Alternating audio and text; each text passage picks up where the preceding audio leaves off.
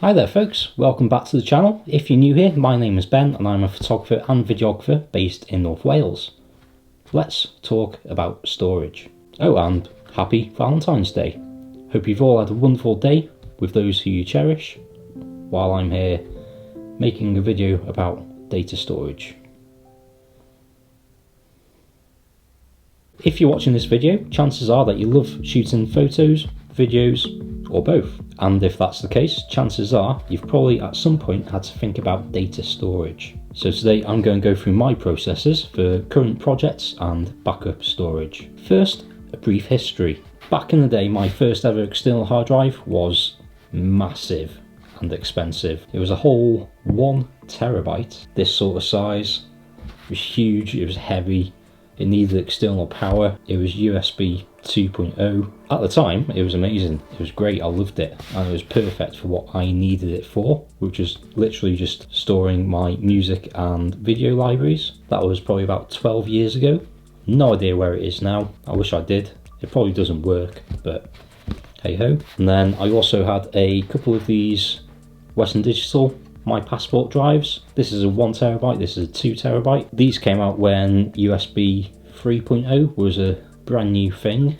They've got the horrible, it's like a micro USB and some connection, a bit weird, but they did the job perfectly for me. And in fact, I still use this 2 terabyte drive for watching films and stuff on the PlayStation. Don't ask me how. However, all of this was before I ever got my first camera. For many of those years, I didn't even have a laptop. So when I got my camera, obviously I needed to spend even more money. First on a computer, and then second, storage. Jumping ahead a few years to today, this is my current strategy for data storage, using a mixture of externally powered drives, portable drives, and cloud storage. So to best show how I use all these things, I'm going to go through them in the same order as my workflow. So it all starts while you're shooting. I always shoot to 2 card slots. I write to UHS 2 cards, which means they have an even faster read and write speed than UHS 1 cards. And shooting to 2 cards means you've always got that redundant backup as soon as you've taken the shot. If you don't do this already, I would highly recommend it. You never know when an SD card is going to fail on you, and the worst feeling possible is getting home after a full day's shoot, maybe several days of shooting, to find that you can't access your images. Step 2, dumping footage. This depends on where I am. If I'm out in the field, for example collecting footage off a second shooter at a wedding, I'll usually have my laptop with me, but the process is very much the same whether I've done that or if I've come straight home. So I use a ProDrive dual UHS 2 SD card reader. This is also a USB-C connection.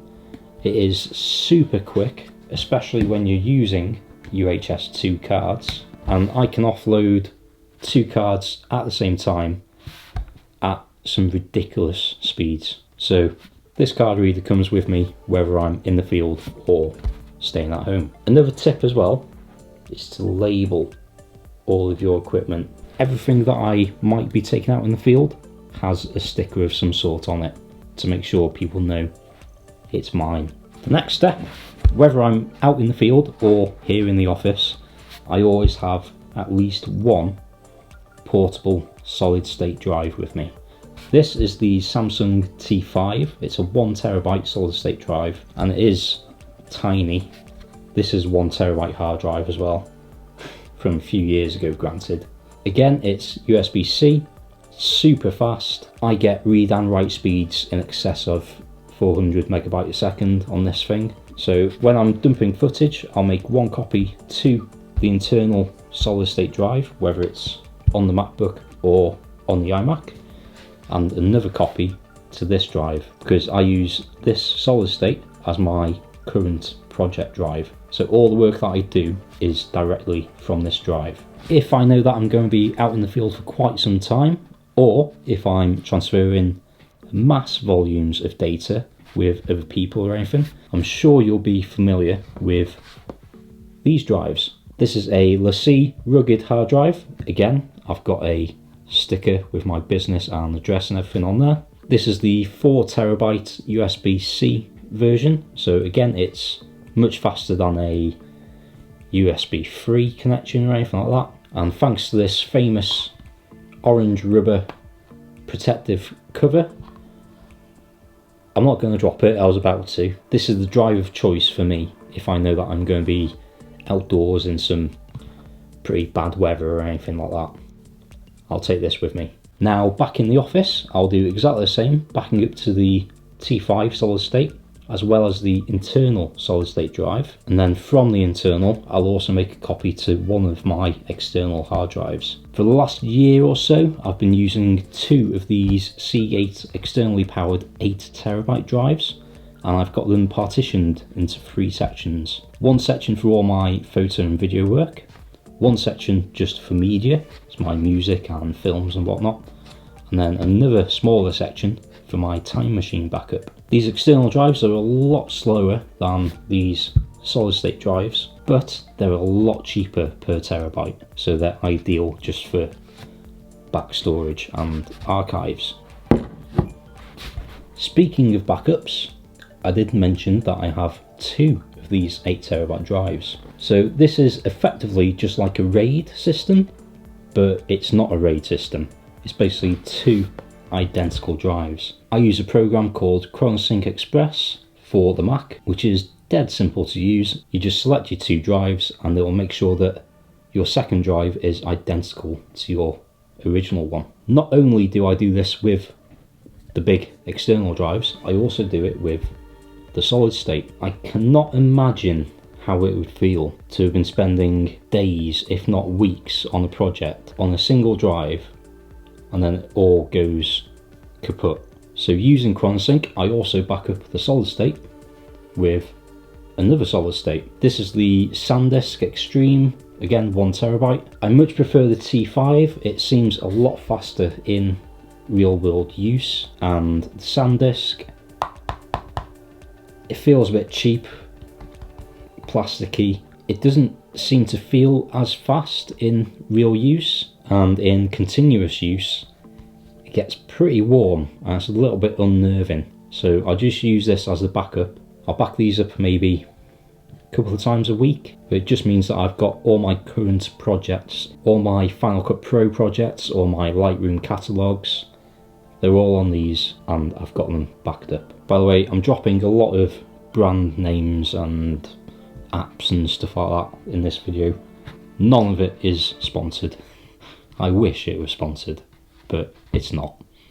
So, the two 8TB Seagate drives, they've done me pretty well for the last year or two, but they're full. I've got every image I've taken, every video clip I've taken since the end of 2016 on those drives, and I've just filled them towards the end of 2019. So, start of the new year, 2020, I had to start thinking again about external storage. And just last week, I ordered this. This is the LUTs D2 Professional drive. I got the 8TB version.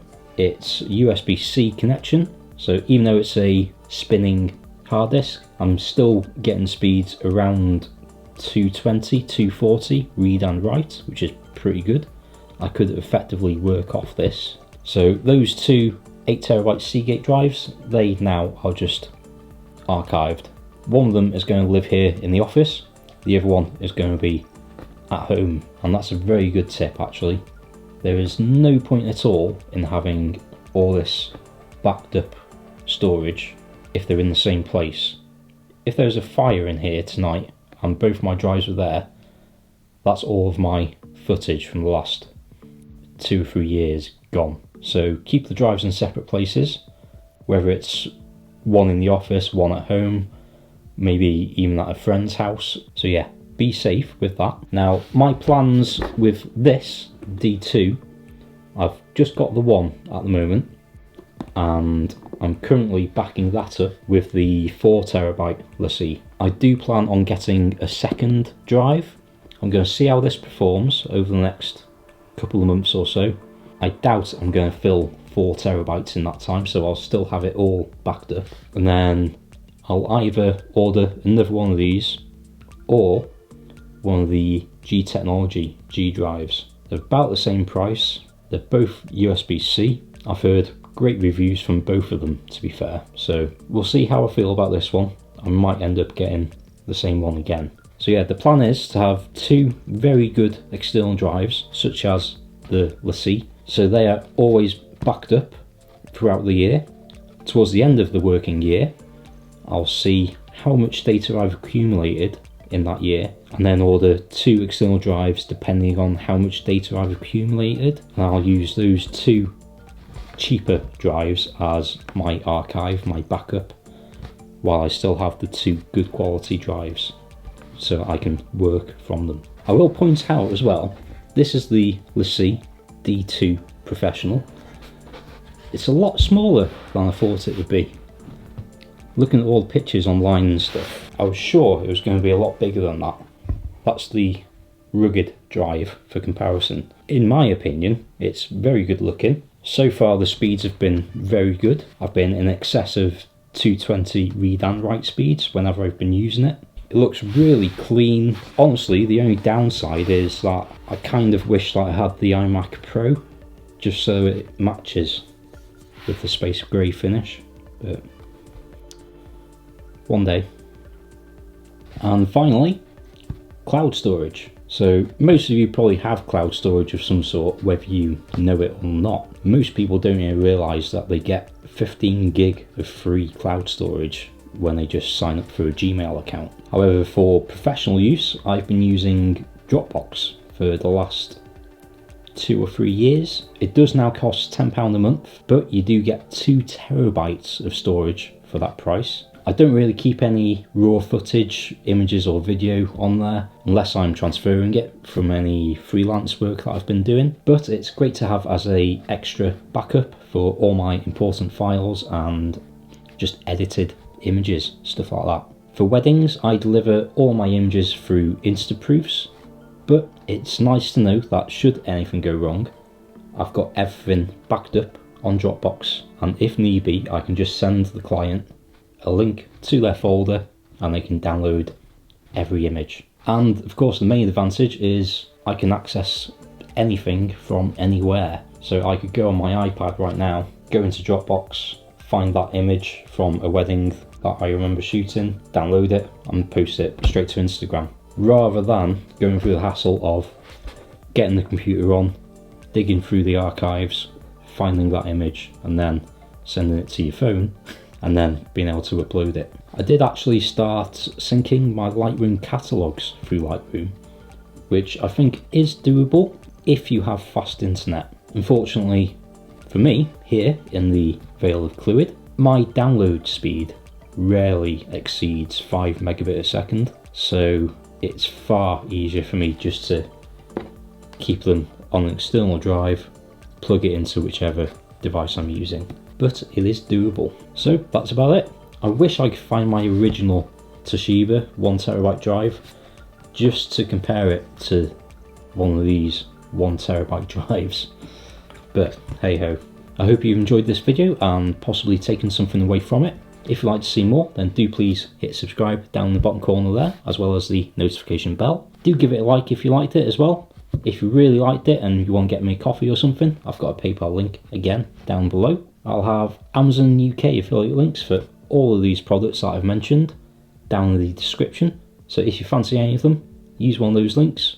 It's no different price to you, and I might get a few pennies. And of course, if you have any questions, do leave a comment down below and I'll get right back to you. And with that, be good, get out there shooting, back up your footage, and I'll see you in the next one.